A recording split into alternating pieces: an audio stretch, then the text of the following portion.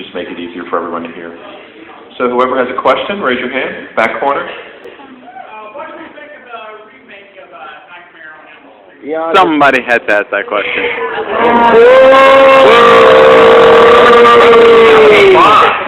You guys, listen, fans. You guys are all fans. I'll answer first because everybody's always asking about Jackie, and you guys understand the phrase "it comes with the territory."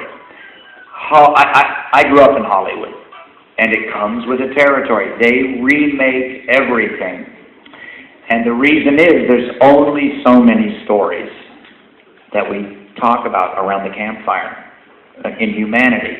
Boy meets girl, boy falls in love with girl, boy kills girl, boy meets boy, whatever. Boy flashes boy. Boy only boy so, yeah. And you guys, you guys love a particular genre and a blend of genres: cyberpunk, horror, fantasy, science fiction, etc.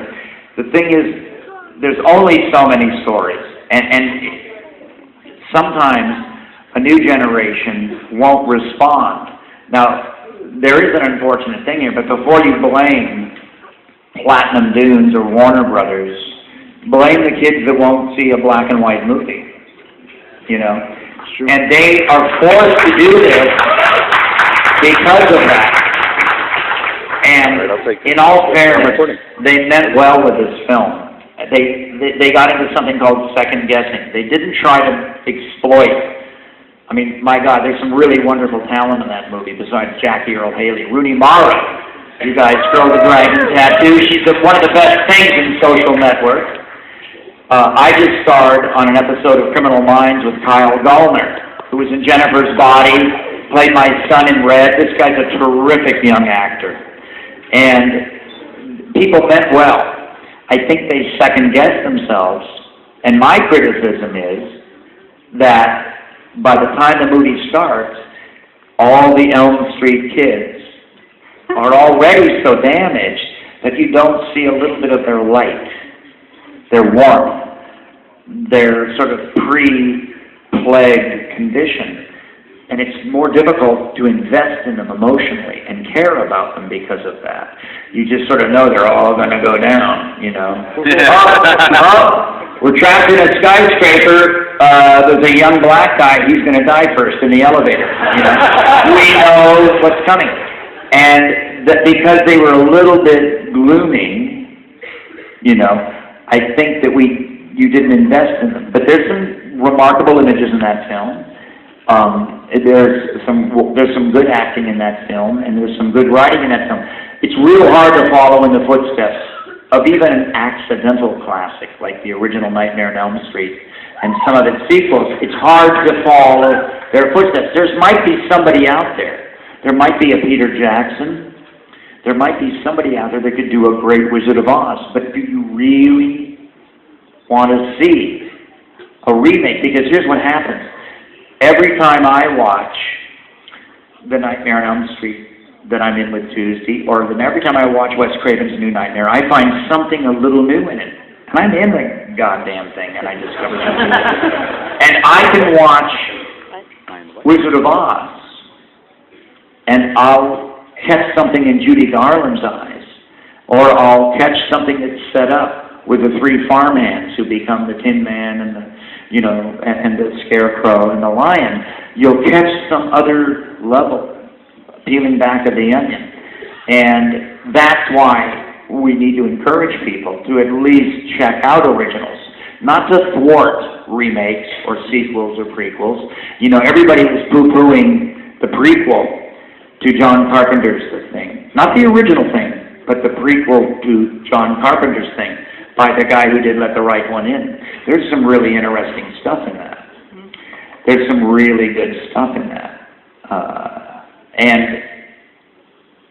And I think we just have to kind of forgive that and understand that if we're going to use our cell phones and if we're going to be convenient on the internet, that we sort of have to forgive Hollywood a little bit, for remaking stuff because they can't get people to watch Casablanca anymore in a remastered DVD. That was my rant.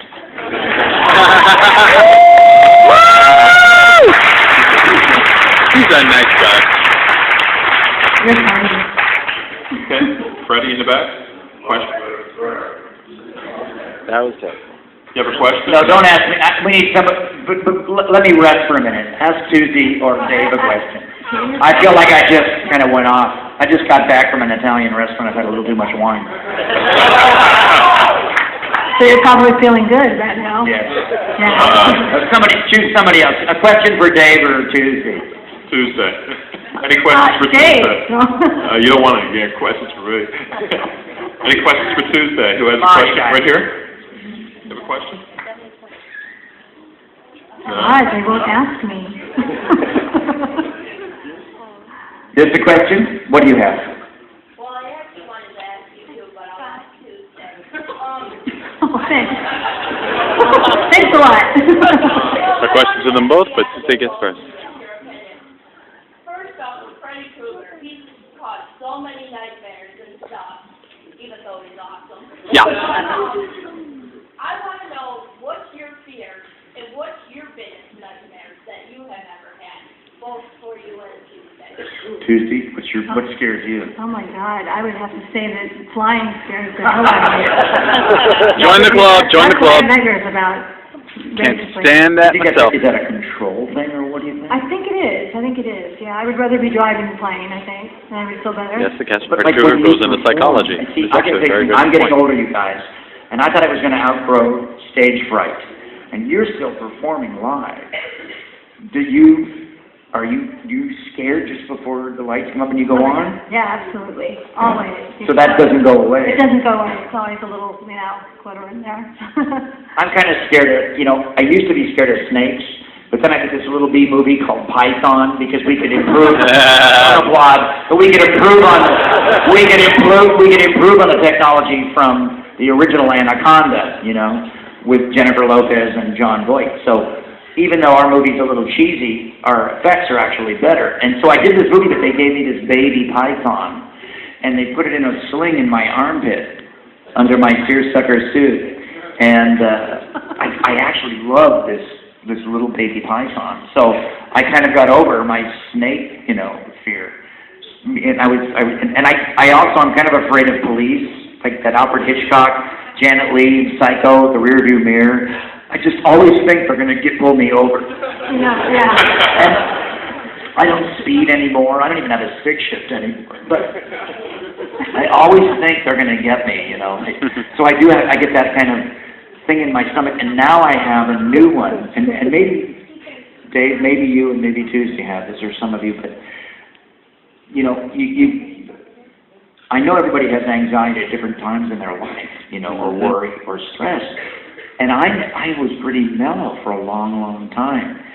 And then my dad got sick. And I think what happens to you guys is some little thing breaks in you, some little synapse. And I got really worried about my dad's health. And ever since then, I started having those, I've got an algebra test dreams. And sometimes they're about a play I did, or a TV show, or song lyrics that I can't remember. And one of my recurring ones, and I think I put this in my book, is that I'm backstage and the lights are on the stage and I can't remember my first line and I've hidden the script backstage and I can't find it. Someone's moved it.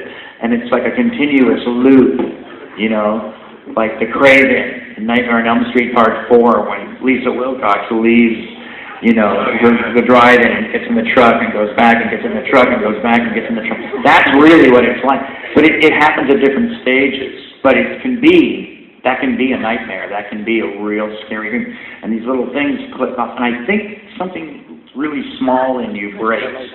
You stress out about a test in college or a student loan or, a job or a bad boss or an ill parent and that can turn into kind of symbolic nightmare fodder, that can manifest itself. It did with me, at least. I mean, that's what's, that's one of the, the boogers about getting old. Oh, you're so funny. You're getting better. I wish I could go on and sing songs live. I think that would scare the bejesus out of me. I don't know how you do it. You never know. No. Yeah, you never know. Well, I see a gentleman here. Tuesday, when you were originally cast to replace the Sheriff, Mhm. what was the first thought in your mind to make the character your own, which you did? I don't consider the thing almost the same character. How did you approach it? Well, when I found out that I got the part, I sort of had to, the director wanted me to look at her and, you know, see how she was, her character moved. And I just really looked at it and kind of thought we were similar looking, and I thought, you know, I'm just going to make this my own. And I just kind of, I felt like there was a strength that the character needed, and I just kind of went with it. I believe that you did, Rick, but Patricia, I wouldn't. Say that again? I believe that you would get Rick, Patricia, I wouldn't. Yeah. Well, there you go. There you have it. And I know on the set, you know, because that was sort of like the first thing everybody was like worried about and talking about. And it was like about a day and a half later, everybody was just relaxed. And it was just like, you know, I'm working with Tuesday, everything's cool, you know. And I remember the only thing we were, was like, because, you know, I think we thought you were, we thought you were really method or something. And I can't remember why, but I think everybody thought that, like, Tuesday was, like, really seriously method. And I remember, like, I think Heather and I both, but not Heather, but we wanted, or at least we wanted to tell you that, you know, you have to pace yourself. Because it's so, and I remember, this is my big story about Tuesday, because it was a rough day for me, but when we shot the beach scene, and it was so hot and so miserable, and they used fans, remember? Yes, I did. And the sand, and I mean, she went through it, and that was like a 12 or 14-hour day at least. And I write about it in my book, because during the day, fans started coming and surrounding the set more and more, and there were some gang kids. And Tuesday was kind of oblivious, and I was kind of oblivious, but my makeup man, who won the Oscar for Narnia, Chronicles of Narnia, K&B, Howard Berger, he was kind of like warning us, and I kind of remember saying, don't tell Tuesday, don't tell Tuesday's people, you know, that we're taking care, because Tuesday, after every take, they had to fix your hair, because they had the fans on, you know. I remember, like, they were, like, putting these fans on her to get this breeze, and it was, like, 100 degrees, and we were, like, melting. And Tuesday was wearing a bikini, and you were still melting, you know. It was like, I had a sweater on, you know. But I remember, you know, my thing with Tuesday, like with any of the new actors on the show, is a lot of the young actors were giving 110%, which is great, except in a horror movie with special effects, you have to learn to pace yourself. Because it's better, and this was advice I had from somebody years ago, it's better to be 75% and have the light in your eye than to be 100% and be half in the shadow. You know? And you can say that about anything. A blood effect, you know, a special effect, firelight, a stunt, being on your marks, you know, even a kiss, you know, it's sort of true. Okay. Who else? Over here? I'd like to know if you're going to be considering making another Freddy Krueger or something similar like that in the future. And also, I was going to know if you would consider doing a Jeepers Creepers, because I think you would do the best. Well, actually, you know, I'd love to be at one of those Dave's shows and meet the kids that played the brother and sister in the original Jeepers Creepers. Because there's a scene in a car between the brother and sister in the original Jeepers Creepers that's some of the best acting. It's amazing improv and scripted work, and that girl is terrific. I've partied down, you know, with the monster in Amsterdam. So I've done my Jeepers Creepers, and that's let me tell you. And Ken Gerzinger. Can you imagine those two and me in Amsterdam? But, no, here's the thing, you guys. I'm a character actor, and I've gone through many incarnations. But what I really am is I'm a professional character actor. I've always been that. I was that in the theater, and I was that in movies. Now, I've had nude scenes with Susan Sarandon, and I've starred in movies with Henry Fonda, and Jeff Bridges and all sorts of people, and I've been a B-movie horror star, which is great fun, and it opened doors for me in Europe. And I've been able to go over to Europe and be a combination of Klaus Kinski and Vincent Price. But I'm a character actor. And I go now, I'm not a kid anymore, I go where I'm wanted. And it can be a low-budget horror movie, it can be guest starring on a top 10 television show, it can be doing Funny or Die for Will Ferrell, and making fun of the Borgias, and you know, Throne of Crowns. From the king, but God, I just go where I'm wanted now. I don't try to plan it anymore. You know, and sometimes I pick a part for the money. Sometimes I pick a part for the location. You know, sometimes I pick a part for the role. Sometimes I pick a part for the actress I'll get to work with. Sometimes I pick a part for the director I'll get to work with. Sometimes I'll pick a role because I know a lot of people will see it. Sometimes it's a little Sundance movie.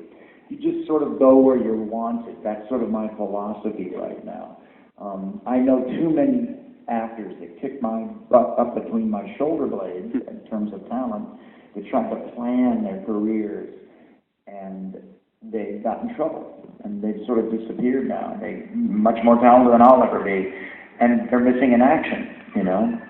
And they tried to plan it, or they took too much advice from too many people at the same time and tried to, you know, to kind of structure their career too much. And you can't tell. I can talk to you, if we were here all night, and Tuesday and Dave and I, and we all had our beer in our hands, I could tell you guys 20 movies you should all see that were made in the last 3 years that 90% of you haven't seen that are terrific films that we should all be talking about. And there's actors in that. No, not even behind the mask. I'm talking about all sorts of stuff. And great stuff. And yet, God love us, we've all seen stuff that's crap. We stood in line and paid money, or did Netflix, or paid for cable and ordered it on demand. And you just have, you know, and that's just the roll of the dice. You can't tell. You know, it's the nature of Hollywood, it's the nature of filmmaking, you know. I'll just say, I'll throw one movie out to you. I'll throw a couple things out. I'll throw one out to you. There's a movie right now, it's been on demand for 5 weeks now. Kill List. First 20 minutes of this movie is an impenetrable, bourgeois, Midlands English accent. 2 hitmen and their wives and a hot tub. And then one of the girlfriends goes in the bathroom, takes down a mirror, and draws something on the back of it. You think she's going to do cocaine. She draws something on the back of it. And then the guys go to a Crown Plaza somewhere in central England, and in one of the conference rooms, they meet a guy, and they get the they get their list, and they're going to be their last hit. They're going to retire, sit in a hot tub, and get fat. But just before they leave the room, the guy that hires them cuts his hand with a funny-looking knife. And then he cuts the hand of one of the hitmen. The man that hired them keeps the knife. We see that it's kind of antique-looking. And then they go off to do the hit list. And it gets sicker and more radical and more crazy. By the end of the movie, it's Wicker Man 3000. I had to turn away 3 times in this movie. And I have talked to fans in the last 6 weeks, and I've met 3 people in the whole world that have seen it besides me, and one of them is my wife. People should be talking about this movie. Okay. Next question. Bridget? Barry asked about the remake of Nightmare, but what did you think about 2001 Maniac Kill the Scream? I didn't see it, but I'm a huge fan of Bill Moss's. Okay. That point?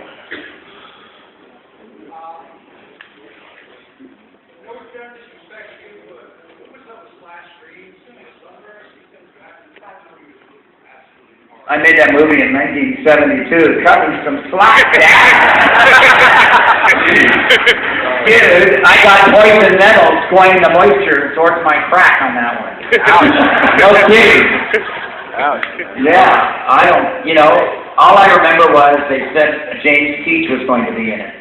And back in those days, James Keach, like his brother Stacy, was a serious rock and roll actor. I don't know if you guys saw Long Riders, but that's a great example of how good James Keach was. Now he married, Dr. Queen Medicine Woman. And he produced, what did he produce, you guys? With Hilary Swank.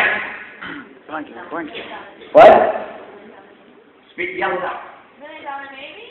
What did he produce with Hilary Swank, her best performance? Boys Don't Cry. Okay, so this is who I was going to work with.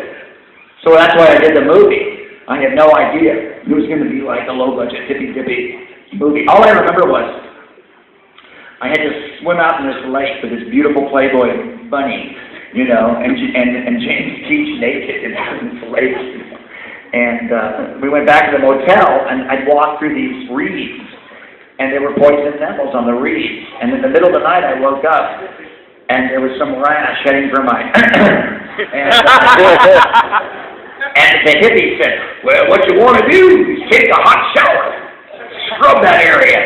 And then the straight people said, no, burn your clothes, burn the sheets, and take cold baths. Well, I thought it was going to be the end of the world. I mean, I thought this was it. I had the map of Africa heading up my butt. And I finally went to a clinic, a hippie-free clinic, in Mill Valley, California, and the Indian doctor, the Deepak Chopra guy, said to me, he gave me cortisone shots.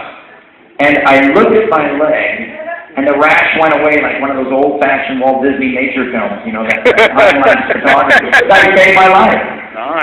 So there you go. Cortisone. Right click of the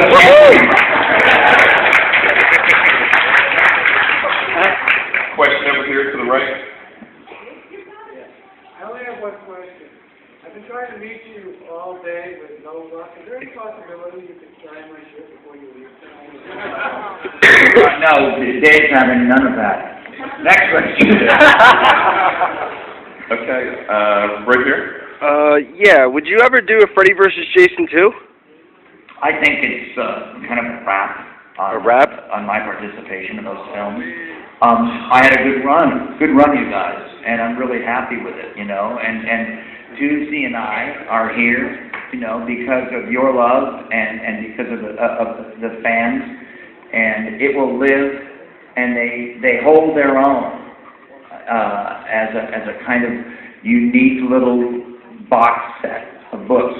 It could be Nancy Drew or the Hardy Boys, in 100 years, they could be the Freddy Krueger, whatever the new laser DVD super disc thing is going to be on somebody's car phone, They have a kind of fairy tale, storybook, horror cautionary tale to them that holds up. I could do one more Nightmare on Elm Street. But the people that own it now, Warner Brothers and Platinum Dunes, they want to reboot the franchise for a younger generation. I can't do a fight scene 3 years from now. I could do a fight scene tonight. I couldn't get out of bed tomorrow to sign autographs. It'd be like a Monday morning, football player. I couldn't get out of bed. And that's the problem. Is you have to be, Jackie, God love him, Jackie's a wiry little guy. So you're going to pass the torch to him then? Yeah, and they can still beat Jackie up for a couple of years. With me it would be, I don't know, Freddy versus Viagra. Thank you. Right here.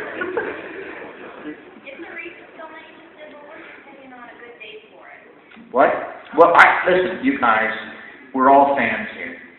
Dave's fans, and I've always wanted to work with my friend Lance Hendrickson, and I got to be in Lance's gang in that movie.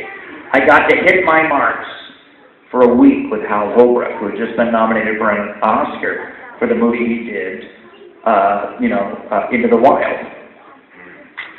And so I got, and then I got to grab Kathy Baker's ass. And I got to drink every night, with Robert Patrick, the Terminator. Snowed in. How close was I to here? If it hadn't been snowed in, I would have invited Dave. I was in the Poconos. We couldn't get out. The only person that got out was me and Samantha Mathis. She was doing a play with James Bond on Broadway. She knew a back road into New Jersey. And I made the guy drive me to the airport just before the last snow hit. And on the page, that script, written by a very talented local person, on the page, it was like a little Sam Peckinpah movie. It was like a little gentle, slow Straw Dogs. And that's why I did the film. It was difficult to edit because all of the stories are coming together at the diner. You know, the ex-wife, the ex-con, the bad guys. It's all the cops. They're all coming together at this one diner, and it was hard to cut. And I think it needs another cut, perhaps. But it looks real good on television. You know, it looks real good late at night, you guys, with a beer on TV, because it's you know, I think there's anything happening with good television, especially cable, where you kind of like it a little slower. You know, like you like that long story, Boardwalk Empire. Are you guys watching William Forsythe? Cut heads off? Yeah. Yeah. Come on, that's some good stuff. There's just some great stuff on cable. Besides Dexter, which we all love. Boardwalk Empire, which is nasty, you know. Yeah, and so some of these films that have slipped through the cracks from Sundance, some of the horror movies I just saw, and it worked for me. I'd had 2 cups of coffee, and my last cup of coffee, I had a shot of Irish whiskey in it. I was eating half of a tuna melt, and I watched, and I'll tell you, it's got some good stuff in it. It's, you know, we've got kids here from Blair Witch. I'm a big fan of The River. I saw this movie, Apollo 18. It's interesting.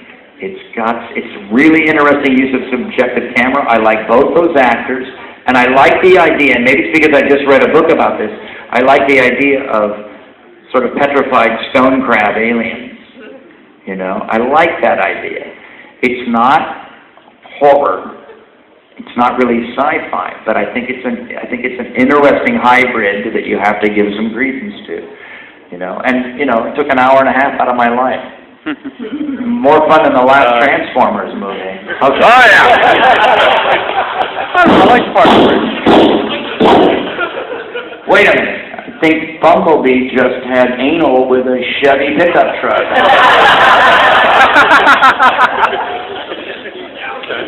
Richard? Hi. I just want to know.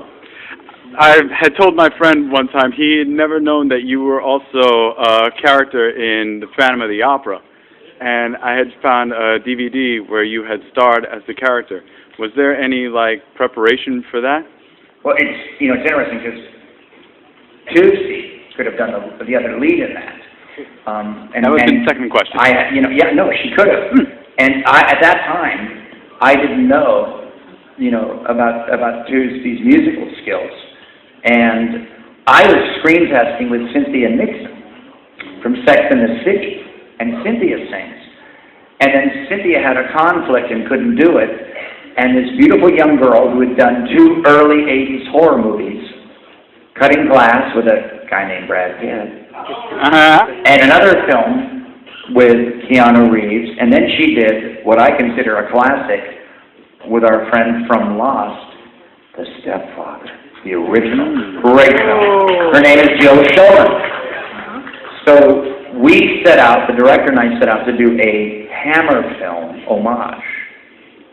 And that's why we transposed Phantom of the Opera from the Paris Opera to the London Opera and made everybody, English. And if you watch it closely, you'll see me kill Bill Nighy from Pirates of the Caribbean in a Turkish bath. But everybody in that movie is incredible creds. One of the guys I kill is the original Che Guevara from Evita in London. The diva in that film, Stephanie Lawrence, I think her name is. She's also a great English Broadway musical star. And I'm proud of that movie because we set out to do a little Hammer film on our budget. I wish I'd have known. That because I could have brought Tuesday in on it. I mean, what does Tuesday look like with her hair dyed black? I wonder. I think Christine has to have black hair. I'm trying to imagine, but fun. Yeah. I look like a doll. Like a creepy doll. Phantom of the Opera is on my resume and in the sort of B-movie horror pantheon as a kind of retro revival of the horror of Hammer films. That's what we were going for. It's a good cast, and it holds up on many levels. Okay. Who else has a question? Right here. Hi. 2 questions. How awkward was it being nude in Strangeland in front of Dee Snider? And Tuesday night, are you still acting, or is it just strictly music? Well, I've been doing a lot of music, a lot of soundtrack stuff now, but I'm definitely, looking for projects, and I have one that I'm producing right now, so it'll be coming out like at the end of next year. Cool. It's funny, because I see Tuesday's name on things, but I didn't know she did. And also, I got to ask Dave this. He was supposed to be here, and he's not here. Ken Sagos, right? Was Ken invited, or Not for this one. Oh, okay. I'm confusing the website again. But I've been reading that Ken just sold a script. I think I just read that Ken. I know he's doing some project for a charity. I didn't know. There was a script. I think something came alive. I think because how many Ken Sagos can there be? Yeah. And I just read it, in the trades recently. So you guys will have to ask him that when he comes in August. Yeah. Oh, Yeah. August. Yeah. Okay. Yeah. And what was the question to me? I forget. How awkward? Oh, Dee Snider. Well, Strangeland is really a good creepy movie, and I got to tell you guys, there's a great sequel script, and we made that, for very little money, and that was the first time Dee was in front of the camera, so to speak. So Dee was writer, one of the producers, and the actor. So he was spread a little thin. I wish I could go back, and because I know Dee pretty well now, and just give him a couple of notes, because he was working so hard. He was working around the clock. But you guys know Dee's real smart. Yeah. I mean, real smart, you guys. I went to meet Dee the first time, and all I knew was Twisted Sister, right? And I met Dee, and he's this really smart, articulate guy, and I'm in this sort of born-again community in Colorado where we shot the movie, and we're in this motel, and Dee's got these coffee table books, and it's like the entire history of tattooing and piercing and ancient Indian rite rituals where they hang you by your nipples. A man called Horse, Richard Haddon, John Huston. That's me being movie guy. But no, really, all this great, strange, wonderful stuff about pain and pleasure and ritual and piercing and how it bleeds now into goth and punk and various movements in contemporary culture. And, Dee was it was like having a college class talking to him about that. And then the next night he took Nancy, my wife, and I out to this phenomenal restaurant outside of Denver, for this gourmet meal, and he ordered like these elegant wines and everything. So there's appearances and are very deceiving. The book by its cover thing, not that there's anything wrong with being the lead singer of Twisted Sister, but people have all these other values and levels and hobbies that you just don't imagine. I tell the story, you guys know Don Dokken and the soundtrack for Nightmare on Elm Street Part 4, right, Dokken? Mm-hmm. And George still is a guitar hero, guitar god in Japan. He still looks great. He's starting to look a little bit like Keith Richards now, but he's, still a guitar god. And yet I went to visit them years ago, and Don, answered the door in a kimono. And there was classical music on, and it's, they're all artists in their own right. I love horror, and Wes Craven and Mark Hamill, and a lot of people told me that it was okay to like it and respect it, and help me remember the horror and the science fiction and the fantasy that I loved as a child. I have a shrine now in my house, both to Forbidden Planet and to 20,000 Leagues Under the Sea. Good movie. And it's because of coming to Dave's show that I have a great vintage Robbie the Robot, and it's because of doing a show in Europe that I have a great original 20,000 Leagues Under the Sea poster in Belgium, which is Jules Verne's, you know, natural language. And because I realized those were two of the most influential things on my life as a child. Those two films just blew my socks off. And Mark Hamill and Wes Craven taught me to respect it again and rediscover it and understand that it was okay. Now, I mean, you guys are of a generation that it's been okay for quite a while. And you know now how much respect you're getting with Comic-Con, conventions like this. Every month a great film or some film comes out that you want to see or go to. Great stuff on TV, whether or not it's for all of us. You know, you've got a Fringe, or you've got Once Upon a Time, or you've got The River, or you've got something, or Dexter. There's something, you know, that we want to see that didn't exist before in prime time. And, you know, so, you know, that sort of like was a real gift that I got from those guys that helped me respect the genre and feel comfortable in talking about some of the early influences. Because I was a big stuck-up snob for a long time. You know, I was only going to do art films and no television, only theater and stuff like that. And it took me a while to kind of, you know, embrace my fanboy. Who else has a question? Right here.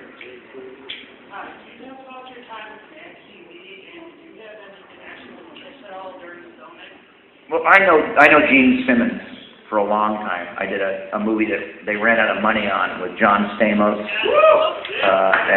but they ran out of money on that. They still owe me money anyway. But and then I worked with Gene in another weird little Sundance film that we did up in Canada. So I think I worked with him another time. I've worked with Gene several times. What was the other part of the question, sir?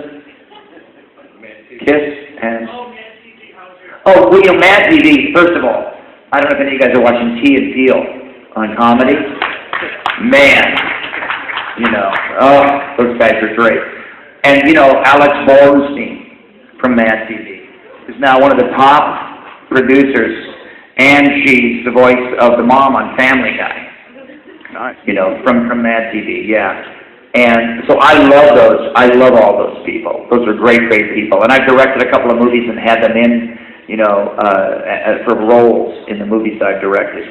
Yeah, I mean, that's probably, if you're into comedy and subversive comedy, that's probably a DVD collection you should get, is the Mad DVD collection. I had a great time doing that show. I could barely, you know, I did what do you call it, was it Jeopardy? I did kind of a fake Jeopardy game on that show, and it was me against monkeys. And I could barely keep a straight face. The actors were so funny. They're all just terrific people, really funny people. And it's weird because they're older now from when I did it. They're all like, you know, 10 years older, 12 years older. And I see them all the time on all the top guest stars, you know, on all the top comedy shows. But they all look different now. You know, they're all playing 10, 12 years older. They're not kids anymore. So when you're watching some of the new comedy shows on NBC and stuff, you'll see a lot of those Mad TV repertory players playing supporting roles and guest stars. But they're older now. We're all getting older. Over here. Yeah.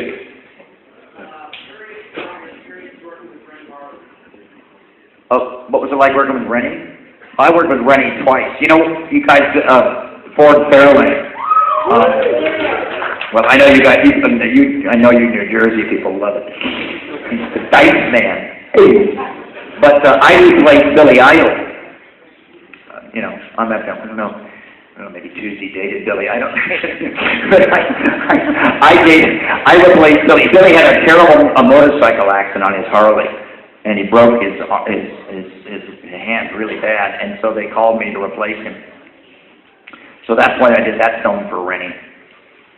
When I first met Rennie Harlan, he was sleeping on a couch in Hollywood, and the second time I worked with Rennie, they would say "wrap" at the end of the day, and Rennie would get in a red Ferrari brought to him by the Teamsters and drive off into the night, you know, with his blonde, lightning hair. But Rennie always liked me because Rennie believed in love, and he really did. He really believes in true love. And I had found Nancy by then, and Rennie knew I was happy, and I think he really wanted to find, you know, the right partner for life. And you know, as we know, he was married to and divorced Gina Davis, the wonderful Gina Davis from Beetlejuice and Thelma and Louise, and that was unfortunate because they were together. They were like the most phenomenally beautiful couple you ever saw in your life.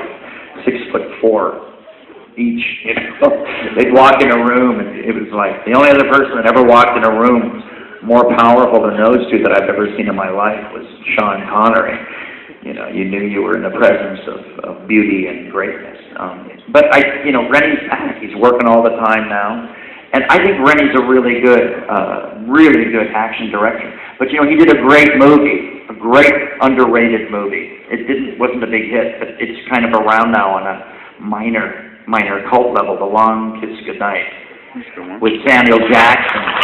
Really a good contemporary noir, so check it out. Okay, we're going to do a couple more questions right here. I have a question for you. How was it to work with Johnny Depp? Did you expect him to be as big as he is right now? You know, I wish I could gossip about Johnny, and I wish I was hanging with Johnny, and I wish I was invited to Johnny's Island. I haven't seen him in so long, but I think Tuesday will know the place I'm talking about. I ran into Johnny in the late 90s. There's a little theater in Hollywood on the street we always audition at in La Cienega there, the Coronet. Absolutely. And it was a great strip club across the street where you could, you know, have squirt gun fights with Rod Stewart. And then there was this great pub at the theater, the Coronet Pub it was called. And the last time I ran into Johnny, he was in there with a musician friend, and this is when he was running the Viper Room on Sunset Boulevard with, you know, Tuesday knows this better than I. She's much hipper and younger than I am. She knows the scene there. But I'd been there to see a couple of bands that I wanted to see. And I ran into Johnny, and I was on my third callback for a commercial across the street, and I was drinking Irish whiskey, and I knew I wasn't going to get it. It was, I don't know what, I can't even remember what it was, but I had been to Europe on a movie or a publicity tour the month before, and I can't remember the movie. It might have been Dead Man, something like that. Johnny had a movie out that bombed here in America. Dead Man. Great in Europe. And I remember telling him, you know, Johnny, Black and white. you know, you're doing Dreaming Hair. You have the #1 movie in Europe right now. You're on every bus. You know, they love this movie over there. I just saw, I mean, literally 3 weeks ago I was there, and he was on every bus, every billboard.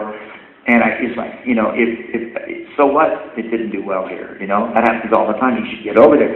And then the next thing I knew is he had moved to France, you know, and with his beautiful wife. And I think that was good for him, that he made that move. I think that was probably, and I'm not saying that he did it because I said that. I'm just saying sometimes you need to shift your reality a little bit. You know, you can take wherever you are a little too seriously. Okay, we're going to do one last You question. can use the tripod. In the back. Where'd that come from? Somebody talk to Tuesday. I just wanted to ask you, would you ever come perform in Philly? Perform? Yeah, maybe I would. Yeah, I think so. We'll fly you out. Oh, I'll try. I'm fine next time. I have to tell, I mean, I talked to Tuesday last night about this at the VIP party, but I thought you were in Nashville, and Tuesday's back in LA now. So she's like, you know, the center of the universe. That's where she's working and performing and producing now. You know, it's just strange, the Jungle Drum. I heard you were producing in Nashville, that's not it, but you were producing out on the coast. Okay, yeah. So I was confused. So if you guys heard the same rumor I did, you know, Tuesday's West Coast located now. That's where she is. Because I thought she was in Nashville producing, and that was like a rumor that I heard from several people. So we're here to say, right? No, that's not true. Not true. Okay. Okay, we'll do one more. In the back. Sorry, Robert. For Tuesday, first off, thank you for coming to the East Coast. You are sorry.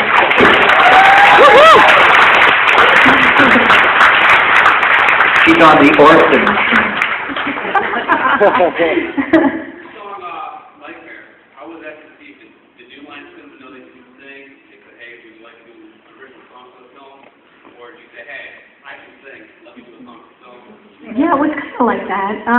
Actually, they were looking for a song. They said they needed a song, and I said, you know, give me a day to put something together for you. So I went to my writer partner, and we came up with this song, and it just came out of nowhere.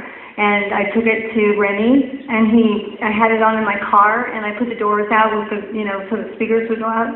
And he was like, oh my God, Tuesday, you've got to have this song. I don't know what I'm doing, but I have to have it. And I was like, oh my God, you know, I was freaked out. And then it was a title song, and I didn't know until I was sitting in the theater, so it was pretty exciting.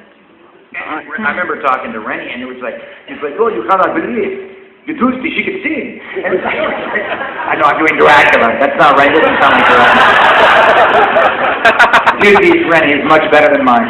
But it was like, no, we didn't know that she had this whole other gift, you know. We just thought she was this beautiful young actress, you know, that was replacing Patricia. And then, over time, we all went, oh, and then because I'm an old fart, and then I found out about Tuesday's family, and I realized who her family was and all that, and it was like, oh, you know. But it was so funny because Ronnie was, Robert, I'm going to use this song. The Tuesday, she sings like an angel. That's so funny. Okay. Wanted to thank everyone again, and what we're going to do is just ask Robert and Tuesday to stand together for a group photo for a few minutes.